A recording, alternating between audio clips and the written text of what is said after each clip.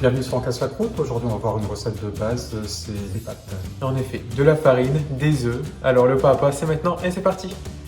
La recette de base pour faire des pâtes, c'est en réalité donc de la farine et des œufs. Il y a d'autres recettes qui existent, mais de base, vraiment la recette la plus simple, un œuf pour 100 g de farine. Donc ici, on a 200 g de farine et 2 œufs. Donc on vient mettre la farine directement sur le plan de travail. Ici, on va faire un puits.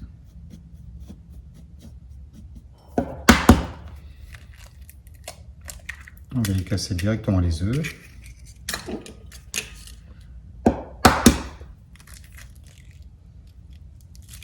Hop. Et on va battre d'abord les œufs entre eux directement dans le puits. On va casser ce jaune-là, voilà.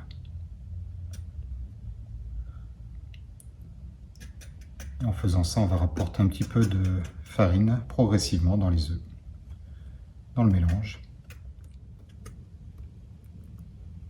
Voilà, ce qui nous fait un premier petit mélange comme ça, et puis ensuite on va travailler avec les mains directement. Voilà. Après on va donc y aller progressivement, remettre la farine vers le centre, et puis on va former une pâte petit à petit en mélangeant les deux.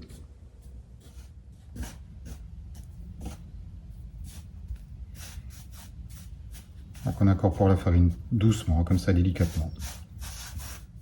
Et évidemment, progressivement, le mélange devient un petit peu plus compact. On arrive à une espèce de pâte qui est en train de se former, là on le voit, hein, et on va pouvoir former bientôt une boule.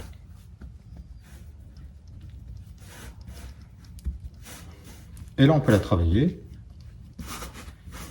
Et maîtriser un peu ce qu'on va mettre au niveau farine maintenant par rapport à ce qui reste sur le plan de travail pour que on n'ait pas quelque chose de trop sec ni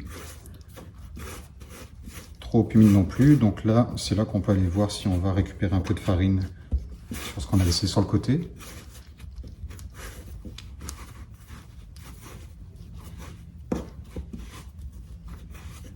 Et on peut travailler la pâte pour avoir quelque chose de bien homogène, hein.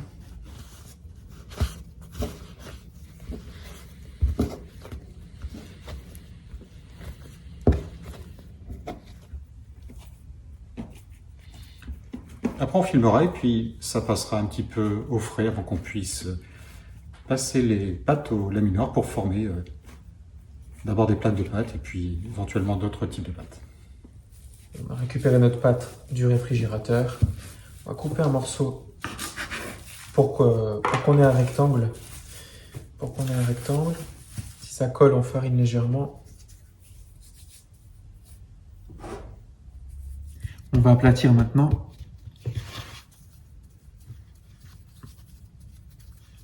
De manière à obtenir un rectangle de la taille du laminoir.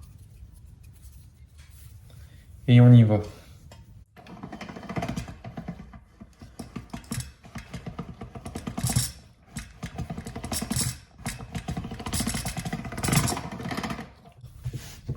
D'où l'importance de bien attacher son appareil sur le plan de travail. On va placer une deuxième fois, le passer une deuxième fois.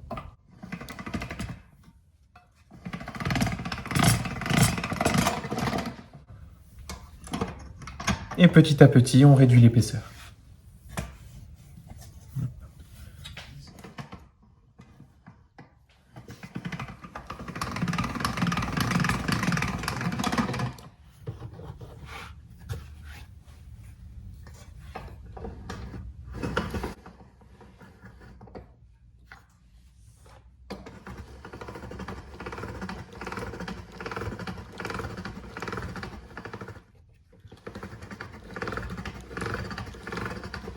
Une fois que vous avez obtenu l'épaisseur désirée, hop, vous pouvez l'utiliser. Bon, bien évidemment, si vous n'avez pas de laminoir, vous pouvez le faire en rouleau. C'est un peu plus fastidieux avec le rouleau à pâtisserie, mais c'est possible également. Vous pouvez le découper en plaque à lasagne, ou alors même faire des tagliatelles au couteau. Et nous, on va faire des tagliatelles au laminoir.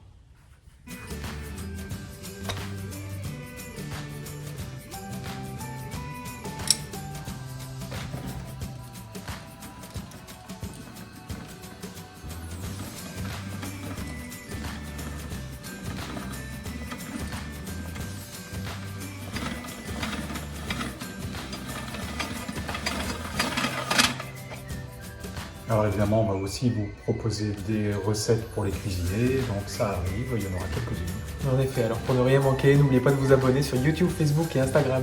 Alors à bientôt.